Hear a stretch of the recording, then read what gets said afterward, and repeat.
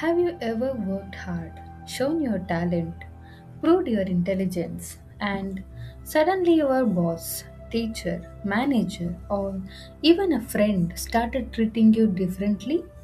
Why? Because sometimes being too brilliant in front of the wrong person becomes dangerous. Today, we uncover the first law from the powerful and controversial book, The 48 Laws of Power. Never outshine the master. This law explains why many people fail, not because they lack skill, but because they make powerful people feel insecure. And once you understand this law, you will start seeing it everywhere in offices, politics, business, cinema, and even friendships.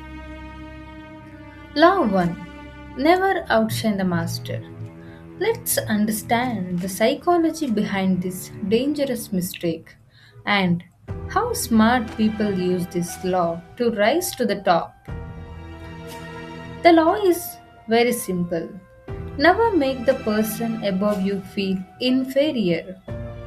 If your boss feels less intelligent than you, if your mentor feels less respected than you, if your leader feels overshadowed by your success, they may secretly start working against you.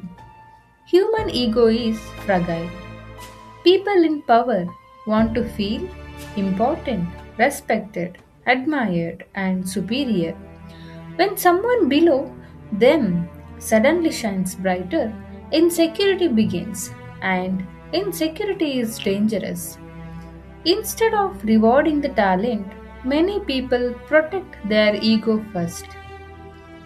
That is why Robert Greene says, make your masters appear more brilliant than they are. This doesn't mean becoming weak or fake, it means understanding human psychology. Real power often comes from strategy, not showing off. Robert Greene explains this law using a famous historical example, the story of Nicolas Fouquet and King Louis XIV of France. Nicolas Fouquet was the finance minister of France. He was intelligent, wealthy, and extremely ambitious. To impress the king, he organized a grand luxurious party at his magnificent palace. The event had fireworks, expensive food, music, gardens, and unmatched luxury. Fouquet believed that the king would be impressed, but something unexpected happened. King Louis XIV became jealous. Why? Because Fouquet's wealth and brilliance made the king feel overshadowed. The minister looked more powerful than the king himself, and in monarchy, that was dangerous. Soon after the party, Fouquet was arrested. His wealth was seized, and he spent the rest of his life in prison. His mistake?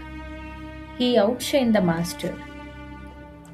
This law still exists in modern life. Maybe not with kings and prisons, but in subtle ways. In offices, an employee constantly corrects the boss in the meetings. At first, everyone admires the employee, but the boss slowly feels embarrassed. Promotions stop, opportunities disappear. The talented employee becomes a threat. In business, a young businessman publicly acts smarter than his investors or mentors. Instead of support, he faces resistance because powerful people don't like feeling replaceable. In social life, sometimes even friends become uncomfortable when one person suddenly becomes more successful. Success reveals hidden insecurities. That's why emotional intelligence matters as much as talent. Now, here is the important question. Does this law mean you should become weak? No. Robert Greene says he's not saying don't be talented. He is saying be strategic. There is a difference. Smart people know when to shine, when to stay silent, and when to let others feel important. The most powerful individuals understand ego management. Sometimes giving credit to your boss, complimenting your mentor, or allowing others to feel superior temporarily can help you gain long term influence because people support those who make them feel good about themselves. But this law also has a dark side. If followed blindly, it can create fake environments where truth and talent are suppressed. Some leaders become so insecure that they only surround themselves with weak people, and history shows such leaders eventually fail. True leadership should encourage talent, not fear it. So, use this law wisely, not to manipulate unnecessarily, but to navigate human nature intelligently. The first law of power teaches us one powerful truth. People may admire talent, but they protect their ego even more. Understanding this can save careers, relationships, and opportunities. Remember, power is not only about intelligence, it is about understanding human emotions. Sometimes, the smartest person in the room is the one who knows when not to prove it. If you enjoyed this breakdown of the 48 laws of power, subscribe to the channel for more powerful lessons on psychology, influence, strategy, and success. Which law should we cover next?